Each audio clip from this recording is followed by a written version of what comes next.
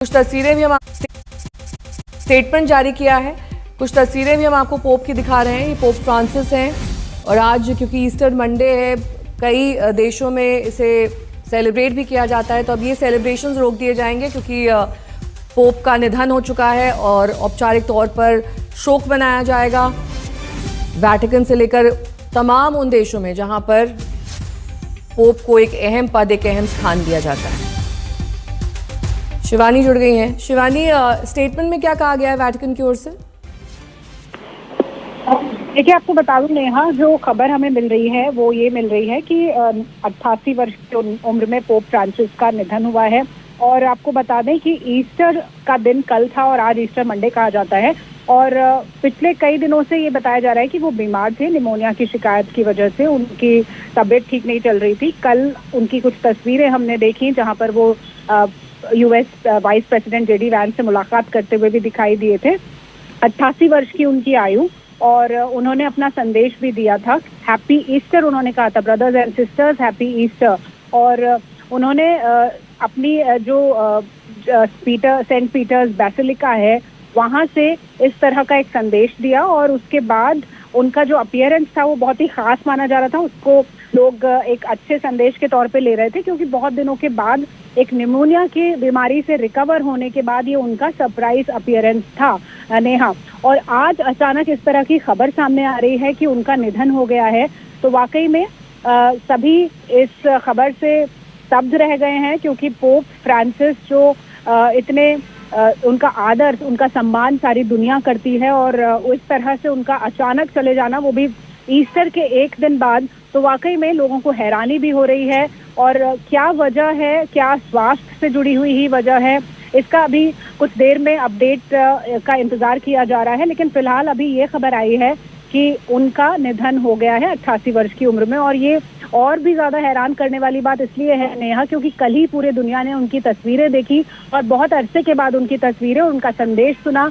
उन्होंने सभी को ईस्टर की बधाई भी दी और उन्होंने ये अपीयरेंस जो दिया, वो उनका जो दर्शन था वो बहुत दिनों के बाद हुआ था क्योंकि वो बहुत लंबे समय से बीमार थे और आम लोगों को उनको देखना थोड़ा मुश्किल था। लेकिन अब जब उनका ये संदेश सामने आया, लोग खुश थे। और आज अचानक इस तरह से उनके निधन की खबर आई है जिससे वाकई में लोग हैरान भी हैं, स्तब्ध हैं और शोकाकुल हैं। Hallelujah hallelujah.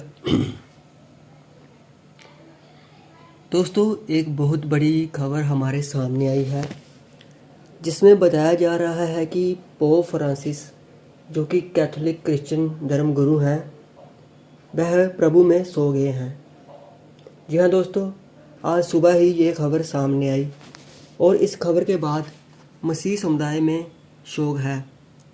कई लोगों के दिलों में उनके प्रति जो प्रेम था या उनके प्रति जो रिस्पेक्ट थी, उसके कारण वह इस समय बहुत ज़्यादा भावुक दिख रहे हैं। क्योंकि दोस्तों, पोप फ्रांसिस ने इस धरती की यात्रा को पूरा करके प्रभु की बुलाहट में वह स्वर्ग सिधार गए हैं, यानी कि वह प्रभु में सो गए हैं। और वो भी 88 साल की उम्र में उन्होंने इस दुनिया को अलविदा कह दिया है। वे अब वहाँ हैं जहाँ पर आंखों से आंसू नहीं मिटा दिए जाते हैं और जहाँ पर मृत्यु भी नहीं होती और ना ही शोक होता है और ना ही रोना होता है और ना ही पीड़ा, यानी कि परमेश्वर के राज्य में, स्वर्ग के राज्य में उन्हें स्थान मिला होगा। और दोस्तों, उनका जीवन एक जीवित सुसमाचार था क्योंकि उन्होंने हर गरीब, दुखी और कुचले हुओं के लिए प्रभु यीशु मसीह का प्रेम सबको दिखाया। और उनके लिए हर धर्म के गुरु के अंदर रिस्पेक्ट थी। उन्होंने हमें सिखाया कि चर्च की असली ताकत इसकी इमारतों में नहीं बल्कि परमेश्वर की करुणा में है और परमेश्वर के अनुग्रह में है।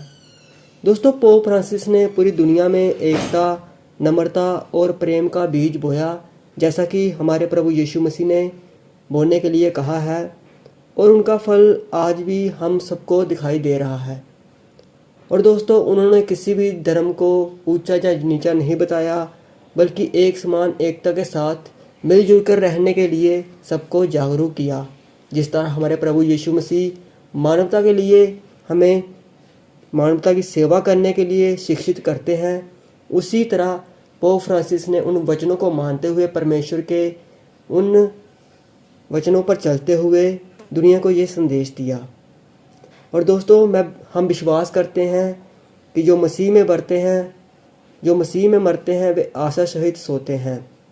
हम प्रार्थना करते हैं कि प्रभु उन्हें अपनी शांति दे, उनकी आत्मा को अपनी शांति दे